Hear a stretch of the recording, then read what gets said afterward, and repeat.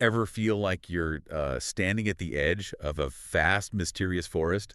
Like, where do you even begin? Totally. That's kind of how I feel about Carl Jung sometimes, right? Yeah, yeah. Especially when you're trying to make sense of his own intellectual journey, like where did all these ideas come from? Right. But that's why we're here.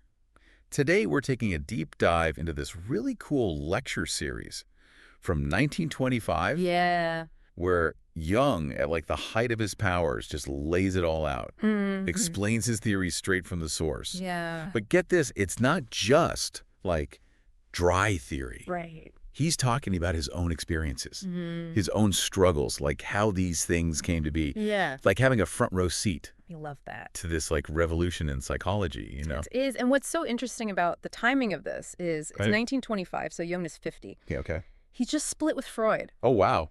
And he's teaching this intimate group of international students. Call group. Small group. And some of them will go on to become huge figures, right? Yeah. But what makes it even more intriguing, Oh, there's more. oh yeah, Okay. is that at the same time, Okay. Jung is secretly working on his Red Book. Oh, the red This book. deeply personal visual exploration of his unconscious, which wouldn't be published for decades. So we're getting this like rare behind-the-scenes glimpse Yeah. into the mind of Jung before he became Jung. Exactly. Before all the labels and interpretations, you know, I love that. just the raw stuff. And what's so refreshing is that he's so open about the messy parts, the doubts, the times he felt like an imposter, you know? Oh, that's so human. It is, Yeah. and it makes his ideas even more powerful, I think. Okay, so where does this whole journey of self-discovery begin for Jung? What's the origin story here? Well, it all starts with a teenage medium. Wait, a teenage what? A teenage medium. Okay, now I'm intrigued. So picture this. Jung's just 21, and he encounters this 15-year-old girl who's seemingly channeling spirits. Whoa, hold on. Like at a seance? Yeah, like a seance.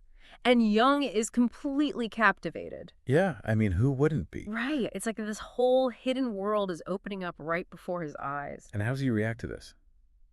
Well, he dives headfirst into the world of spiritualism. Oh, wow. He's poring over the works of Schopenhauer and von Hartmann. Heavy stuff. Yeah, trying to find an explanation, like what is going on here? What is this unconscious world? So he's not just like passively observing this. No, not at all. He's grappling with it, Yeah. trying to fit it into his understanding of the world.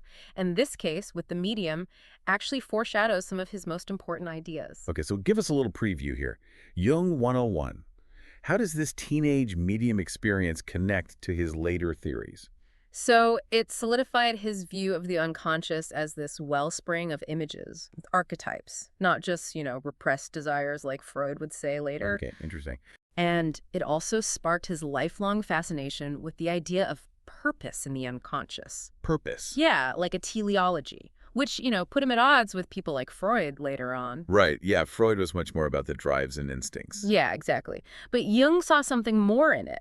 And there's a twist to this story. Oh, there's a twist. I love twists. What happened? Well, it turns out this medium, she wasn't exactly the real deal. Oh, so she was faking it. Yeah, eventually her powers faded, and it was revealed she'd been, embellishing things. But she made quite an impact on Jung. It's a huge impact. And here's where it gets really interesting, though. Okay, lay it on me. This failed medium, she goes on to become a successful fashion designer. Wow. That's kind of amazing. Do you think there's a connection there? It makes you wonder, right? Yeah. Like between her early experiences with, the unconscious, even if they were fabricated, and then this creative career. It's a great question. Maybe those early experiences, even if they weren't, real in the traditional sense, maybe they helped her tap into a certain creative energy. Like she was playing with these archetypes, even without knowing it. Right. And then she channeled that energy into a different form of expression. So it's like this interplay between our inner world and our outer reality. Yeah. And it shows that even things we might perceive as false can still have a huge influence on our path. Okay, that's fascinating. So the teenage medium sparked this initial interest in the unconscious. But how does Jung actually end up in psychiatry? Was that the plan all along? Not even close. Jung actually never wanted to follow in his father's footsteps. Really? What did his father do? His father was a pastor, Oh, interesting. and Jung was determined to create his own path. Plus, psychiatry back then wasn't exactly a prestigious career choice. It was considered pretty fringe. So what was the aha moment for him? How did he land in psychiatry? Well, it's almost an accident, according to Jung. Oh, really? He was studying medicine, actually. Oh, wow, so completely different. Yeah, and he was thinking about a research career, Yeah. and then he just happens to pick up a psychiatry textbook. Randomly. Yeah, and in that instant, he knew this was it. Wow. So he dove right in and found his groove, just like that. Well, not quite. Okay, there's got to be more to this story. Well, yeah. In fact, Jung describes his early years in psychiatry as incredibly challenging. Challenging how? Well, he was super frustrated by the purely biological approach. Oh, so like the medical model. Yeah, the medical model, very reductionistic.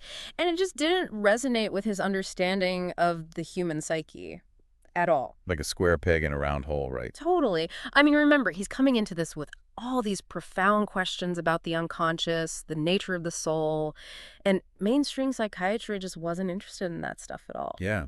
I can imagine him feeling pretty isolated. He did. He actually felt like an imposter, he says. Oh, wow. Jung, an imposter. Yeah, surrounded by all these confident colleagues while he's grappling with these huge existential questions. But he kept going, right? He did, and this is where things start to shift for him. He has this incredible encounter with a patient, a 75-year-old woman, Okay. and she'd been hospitalized for 40 years. 40 years. That's longer than some people have careers. I know, right? It's hard to even imagine. And nobody seemed to understand her.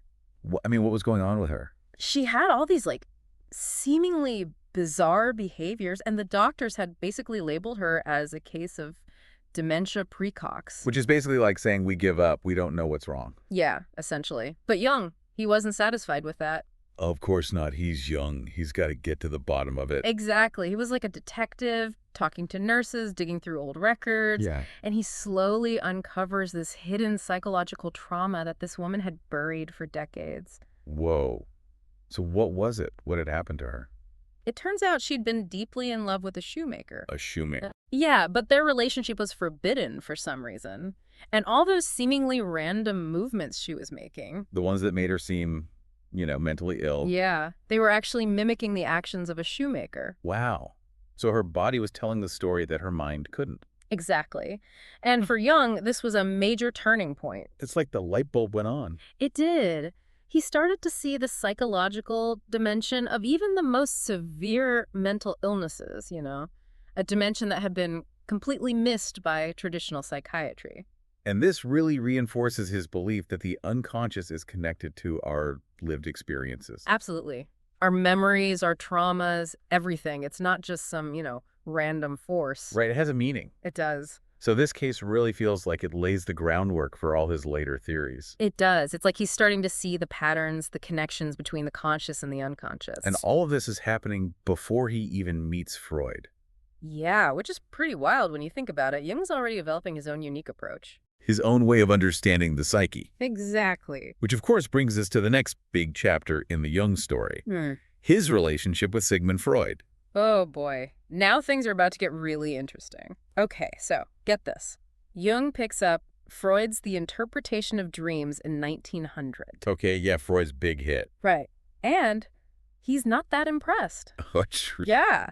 He actually puts it down and goes back to his own work. So what changes? When does Freud finally click for him? It's a few years later when he rereads the book, something shifts. So what happened in those intervening years? What changed for him?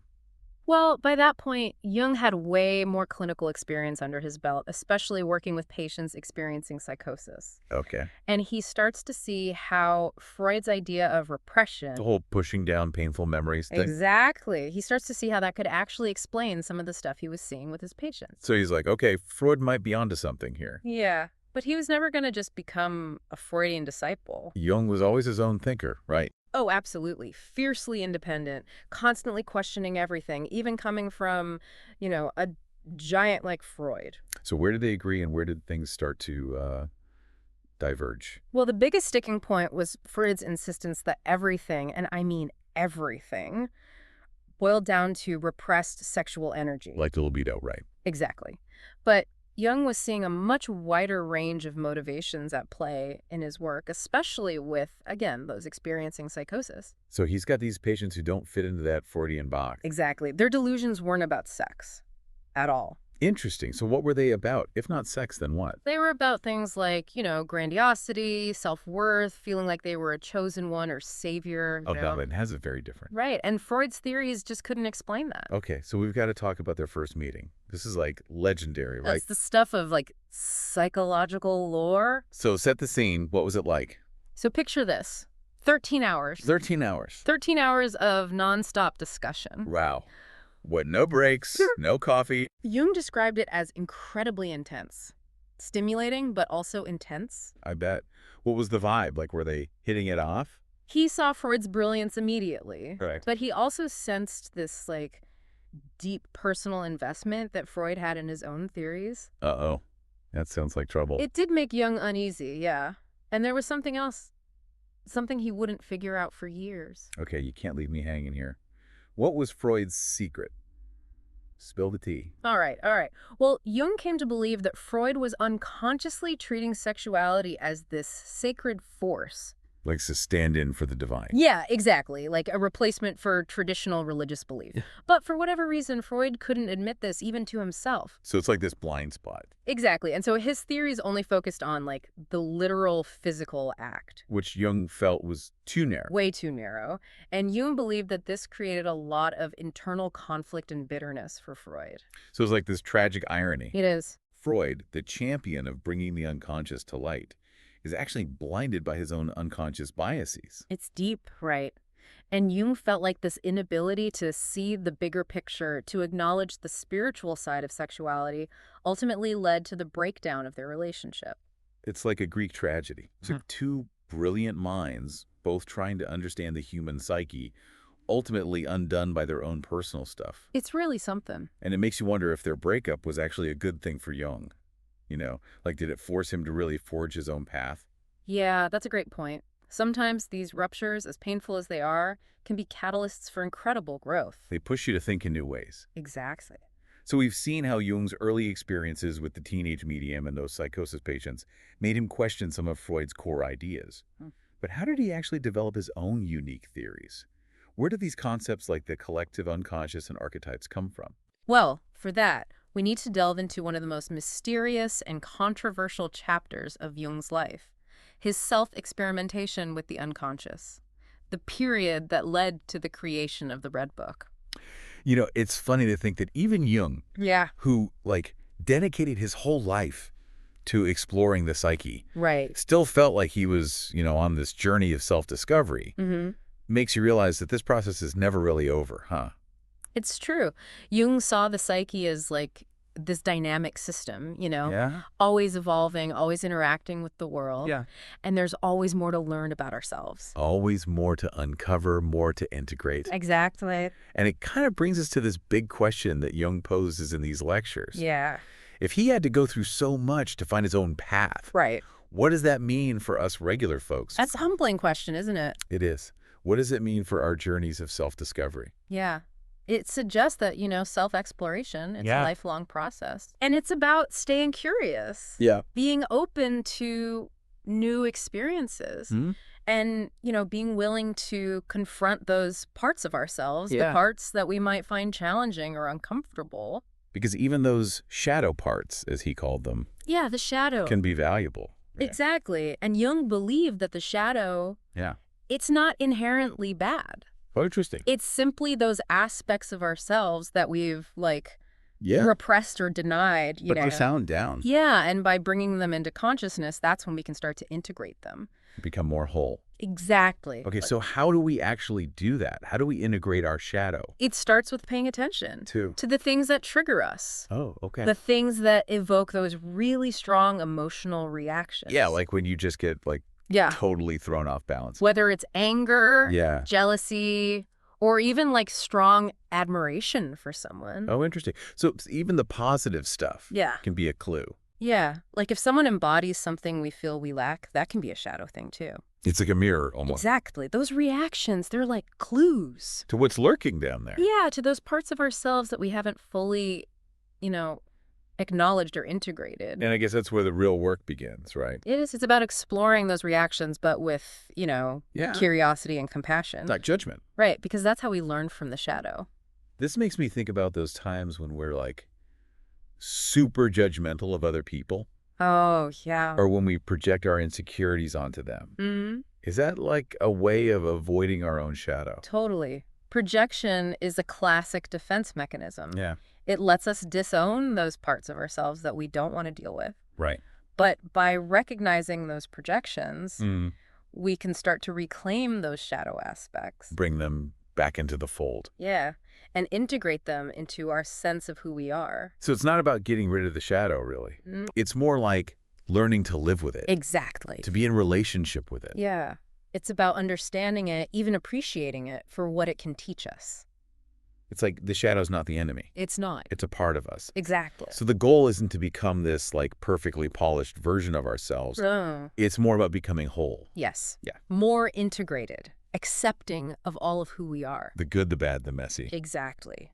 And Jung believed that this process of integration, Yeah. this is essential for individuation.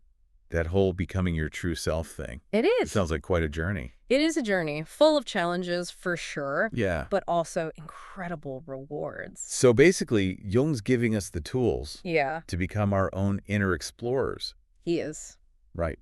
To go on this adventure into the depths of our own psyche. And discover those hidden treasures within us. I love that. And that's what these lectures are all about, Yeah. He's inviting us to embark on this journey of self-discovery, Hmm. a journey that can lead us to greater wholeness, Yeah. meaning purpose. And it's a journey that keeps unfolding, right? Always unfolding. There's no fixed destination. Yeah. Just new insights and possibilities along the way. It's exciting, isn't it? It is. Yeah. And you start to wonder, like, what seemingly random events in our own lives, Mm-hmm. the ones we think are insignificant, Yeah. are actually shaping us in ways we don't even realize. Right. What threads do we need to pull to unravel our own stories? Yeah. That's something to think about. Well, this has been incredible. Thank you so much for taking us on this deep dive into the world of Carl Jung. It's been a pleasure. Thanks for having me. And to all our listeners, until next time, keep exploring, keep questioning, and keep diving deep.